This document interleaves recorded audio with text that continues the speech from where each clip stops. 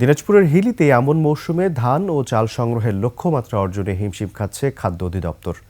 সরকারি দামের চেয়ে খোলা বাজারে ধানের দর বেশি থাকায় গুদামে ধান ও চাল সরবরাহ করছেন না কৃষক ও মিলাররা।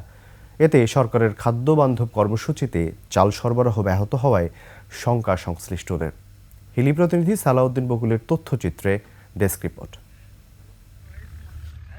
শস্য ভাণ্ডার ক্ষেত দিনাজপুরের হিলি। এবারের মৌসুমে এখানে ৮,১১৭ হেক্টর জমিতে রোপা আমন ধান চাষ হয়। ধান উৎপাদনের লক্ষ্যমাত্রা ধরা হয় প্রায় ২৯,০০০ টন।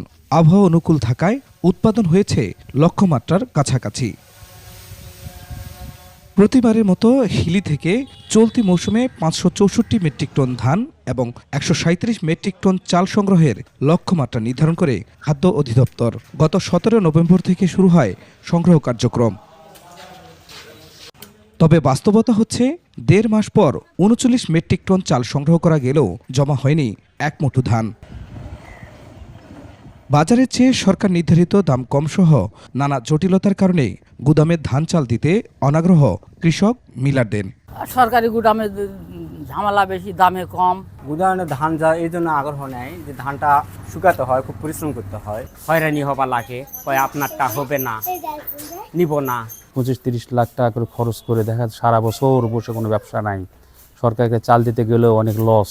প্রাইসটা গভর্নমেন্ট ৫০ টাকা করতো, তাহলে কৃষক আরও ধানের দাম বেশি পাইতো। ধান চাল সংগ্রহ অভিযান চলবে ফেব্রুয়ারি মাসের শেষ দিন পর্যন্ত। বাকি সময়ে ধান চাল সংগ্রহ হওয়ার আশাবাদী খাদ্য বিভাগ। সরকারি দর কম হয়, আমরা ধান এখনো সংগ্রহ করতে পারিনি। তবে বাজার দর যদি কম হয় বা পরে যদি হয়, এখনো তো সংগ্রহের সময় আছে ২৮শে ফেব্রুয়ারি পর্যন্ত। এবছর সরকারিভাবে ধানের দাম নির্ধারণ করা হয় ১,৩২০ টাকা মন। বাজারে দাম ১৪০০ থেকে ১৫০০ টাকা। চালের দাম বাজারে কেজি প্রতি ৫০ টাকা হলেও সরকার দাম নির্ধারণ করেছে ৪৭ টাকা। খুরশিদ আলম, ডেস্ক রিপোর্ট, ২১শে টেলিভিশন। দর্শক, ধান চাল সংগ্রহের আরও খবর জানাতে আমাদের সাথে সরাসরি যুক্ত হচ্ছেন হিলি প্রতিনিধি সালাউদ্দিন বকুল। বকুল, নিশ্চয়ই শুনতে পাচ্ছেন আমাকে? গুদামে ধান চাল সরবরাহ করছেন না কৃষক মিলাররা, যতটুকু আমরা একটু আগেই দেখছিলাম একটা বিস্তারিত প্রতিবেদনে। সেক্ষেত্রে কি ধরনের সমস্যা হতে পারে? এছাড়া আপনার কাছে এই বিষয়ে বিস্তারিত কি তথ্য আছে আমাদের জানাবেন। ধন্যবাদ রাজিউর। দিনাজপুরের হিলিতে এখন পর্যন্ত সরকারিভাবে ধান চাল সংগ্রহ অভিযান শুরু হয়েছে ১৭ নভেম্বর। এটি চলমান থাকবে ২৮শে ফেব্রুয়ারি পর্যন্ত।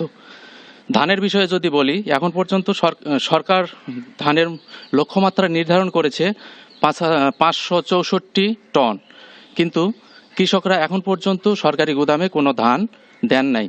কারণ হিসেবে কৃষকরা যেটা বলছেন সেটি হচ্ছে সরকারের বেঁধে দেওয়া মূল্য হচ্ছে ১৩২০ টাকা প্রতি মন, কিন্তু বাইরে বাজারে ১৪০০ থেকে ১৫০০ টাকা মন হিসাবে ধান বিক্রি হচ্ছে। এছাড়াও সরকারি গুদামে ধান দিতে হইলে শুকনো ধান এবং টাকা ব্যাংকের মাধ্যমে নিতে হয়, এতে করে সময় লেগে যায় এবং বিভিন্ন জটিলতার মধ্যে কৃষকরা পড়েন। এজন্য কৃষকরা এবার সরকারি গুদামে কোনো ধান দেন নাই। আর চালের বিষয়ে যদি বলি, চালের বিষয়ে মিলারদের সঙ্গে আমি কথা বলেছি।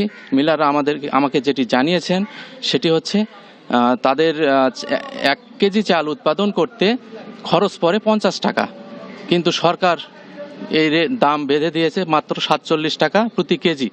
এতে করেও মিলাররা লসের সম্মুখীন হচ্ছেন। এজন্যই মূলত মিলাররা চাল দেননি। তবে হিলিতে ১৩ জন মিলার সরকারের সঙ্গে চুক্তিবদ্ধ হয়েছেন গুদামে চাল দেওয়ার জন্য, কিন্তু এখন পর্যন্ত মাত্র ৩ জন মিলার ৩৯ মেট্রিক টন চাল গুদামে দিয়েছে। এই ছিল আমার কাছে হিলির চাল সরবরাহের খবর। হিলি থেকে সালাউদ্দিন বকুল।